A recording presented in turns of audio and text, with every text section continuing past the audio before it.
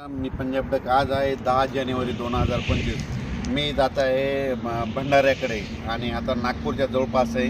तर राज्यातल्या सर्व शेतकऱ्याला सांगू इच्छितो की राज्यामध्ये म्हणजे सध्या काही पावसाचं वातावरण नाही. फक्त 14 जानेवारी 15 आणि 16च्या दरम्यान राज्यामध्ये ढगाळ वातावरण राहणार आहे. म्हणून हा अंदाज लक्षात येतो. राज्यातल्या सर्व शेतकऱ्याला सांगू इच्छितो की सध्या राज्यामध्ये दिवसा देखील थंडी वाढणार आहे, झाडाखाली देखील थंडी वाढणार आहे. म्हणून हा अंदाज लक्षात येतात.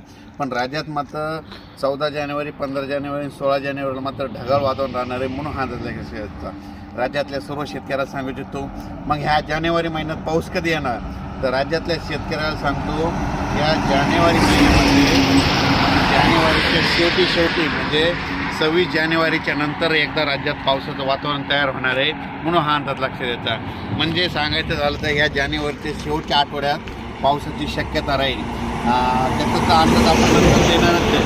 पण राज्यात मात्र सध्या तरी ना 14, 15, 16च्या दरम्यान ढगाळ वातावरण नाही, काही पाऊस नाही. म्हणून घाबरायची काही चिंता नाही. फक्त जानेवारीच्या शेवटच्या आठवड्यात मात्र पावसाचं वातावरण तयार होणार आहे. त्याचा मेसेज लगेच दिला जाईल.